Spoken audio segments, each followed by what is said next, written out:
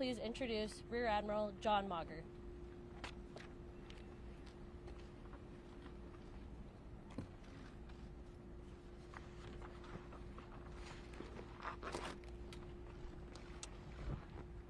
This morning, an ROV, or remote operated vehicle, from the vessel Horizon Arctic discovered the tail cone of the Titan submersible approximately 1,600 feet from the bow of the Titanic on the seafloor.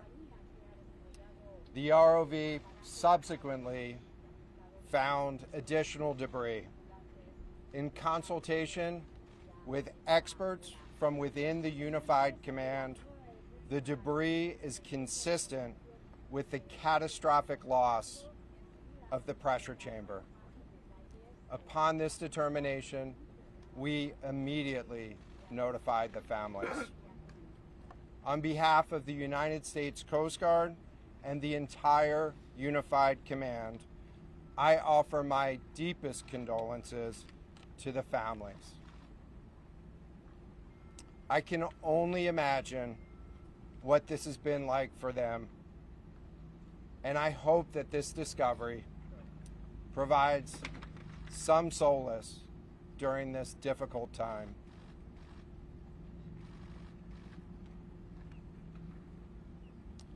Additionally, we've been in close contact with the British and French consuls general to ensure that they are fully apprised and that their concerns are being addressed.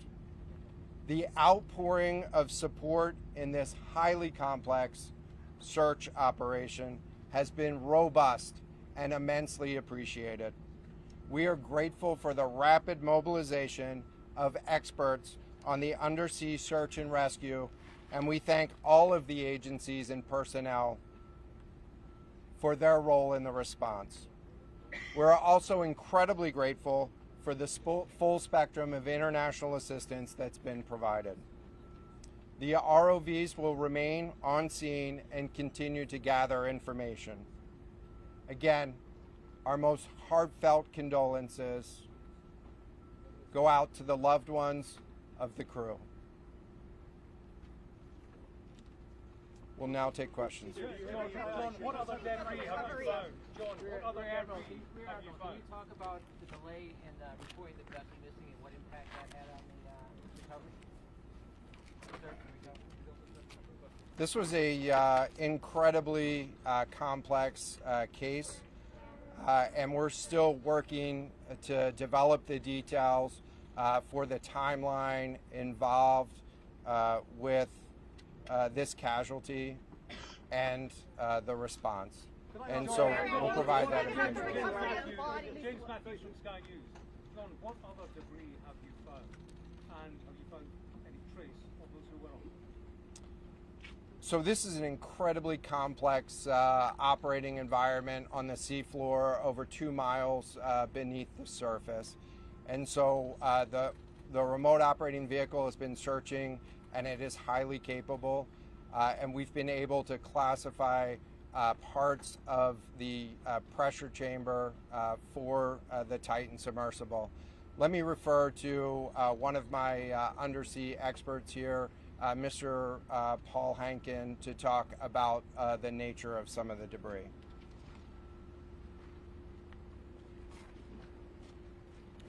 Thank you, Admiral. So essentially, we found 5 different major pieces of debris that told us that it was the remains of the Titan. The initial thing we found was the nose cone, which was outside of the pressure hull. We then found a large debris field. Within that large debris field, we found the front end bell of the pressure hull. That was the first indication that there was a catastrophic event. Shortly thereafter, we found a second smaller debris field. Within that debris field, we found the other end of the pressure hull, the aft end bell,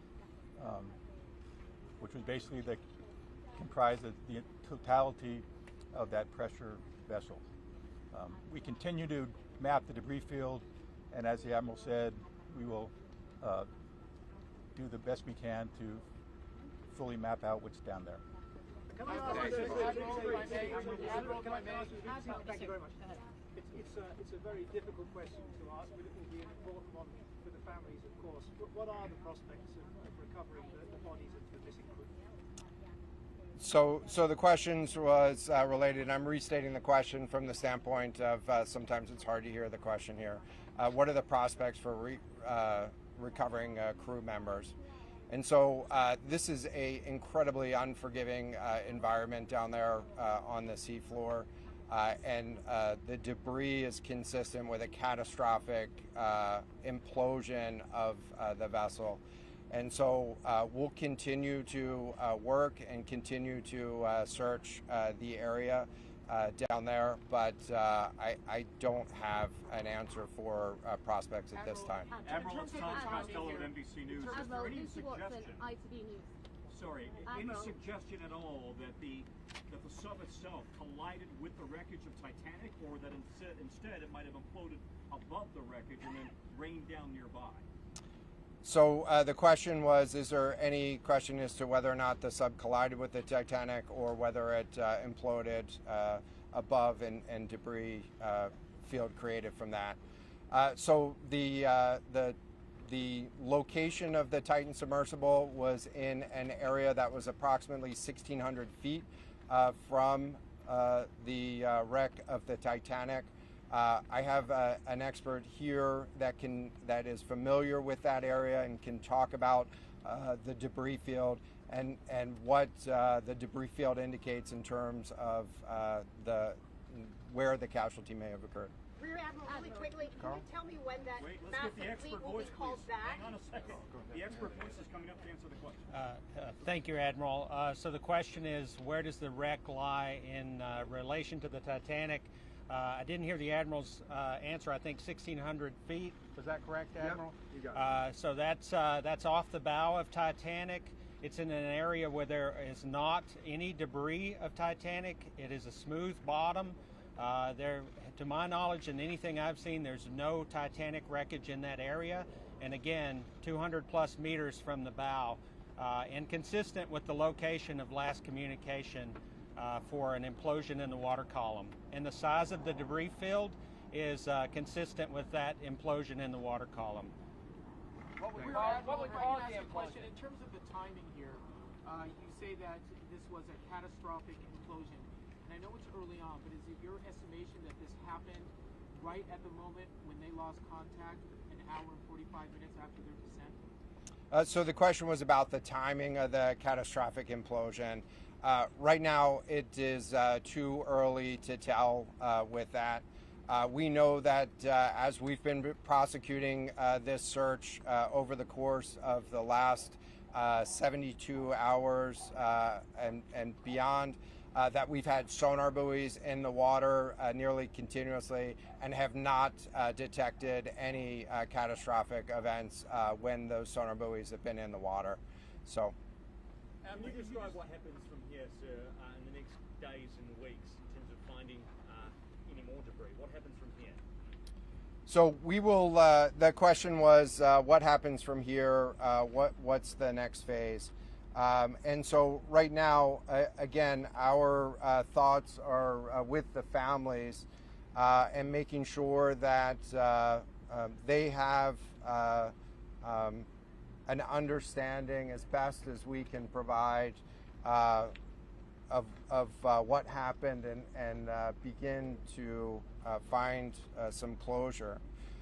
In terms of the large process, we're going to continue to investigate the site of the debris field. And then I know that there's also a lot of questions about how, why, and when did this happen. And so, you know, those are questions that we will collect as much information as we can on now, while the governments are meeting and discussing, you know, what an investigation of this nature of a casualty might look like. This is something that happened. I'll just remind everybody. This is something that happened in a remote portion of the ocean with people from several different countries around the world. And so it is a complex case to work through, but I'm confident that those questions will begin to get answered. From the UK, is there any suggestion that time factors, speed, anything could have prevented this or saved the 5 people on board, or is this quite simply a catastrophic accident? The question was there any suggestion that time factors may have played a role or a consideration in the casualty here? And so the debris field is consistent with a catastrophic implosion of the vessel. Again, while we were prosecuting the search, we had listening devices in the water throughout, and did not hear any signs of catastrophic failure from those. And so we're going to continue to investigate, or we're going to continue to document the information there and understand, based on all the information we have, the timeline.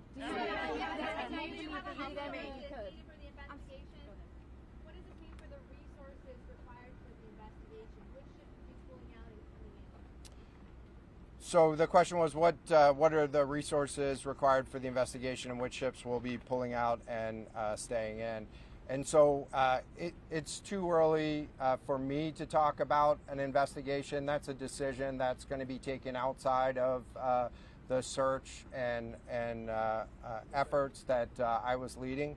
But we do have a number of vessels. We have 9 vessels on the scene right now. We had medical personnel on scene. We had other technicians on scene.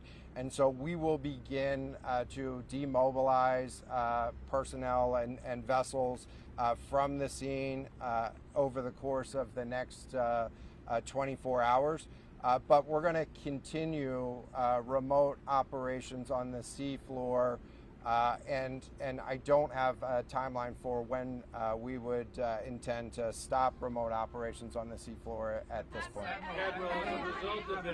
Admiral, as a result of this, do you think there should be changes in the way these are safety rated or inspected so that this won't happen again?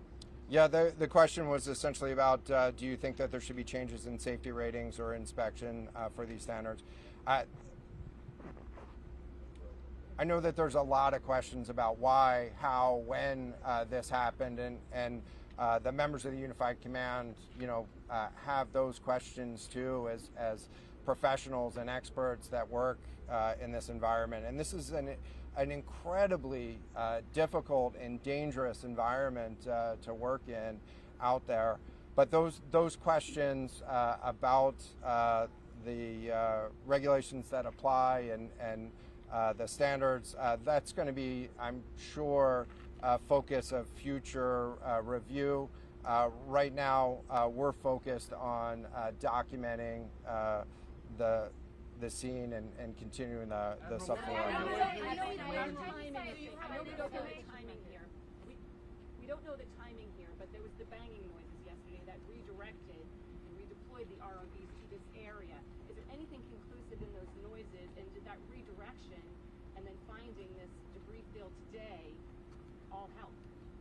So throughout the search efforts, we reacted to the information that we had available to us, and while we continue to send it off for deeper analysis. Again, really complex operating environment for us to work in.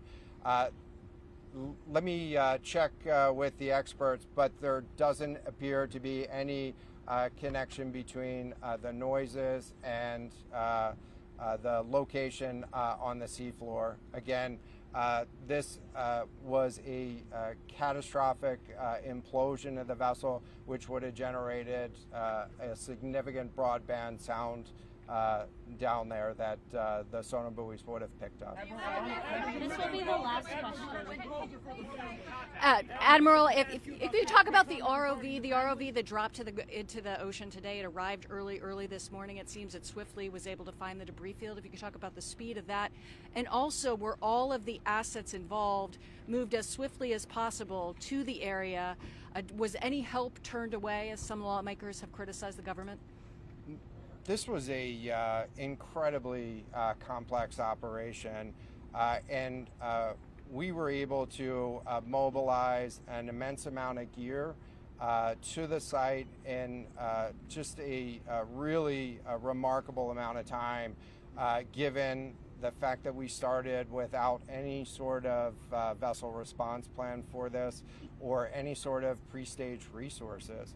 And so the equipment that was brought on site this morning that we were using was a pelagic ROV capable of operating at 6,000 meters, cameras, sonar, other articulating arms and resources on it.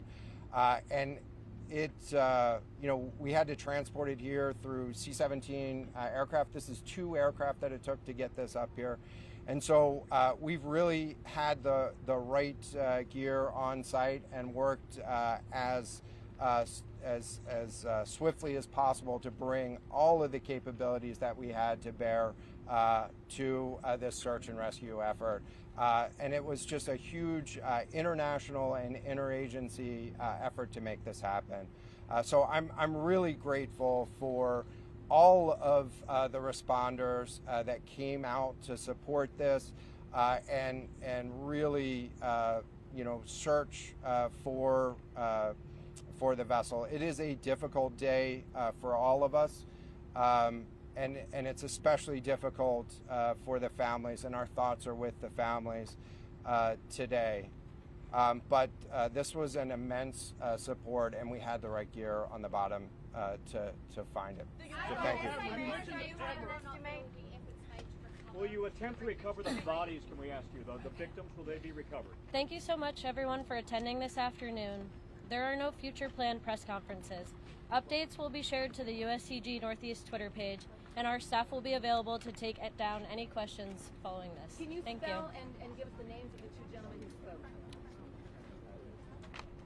I can get that back to you afterwards, just so I can confirm.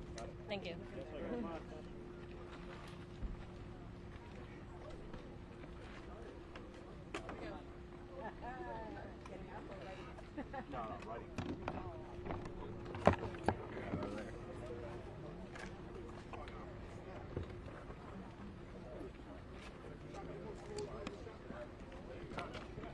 Hey, it's Molly Line. Thanks. All right. Thank you, one and all.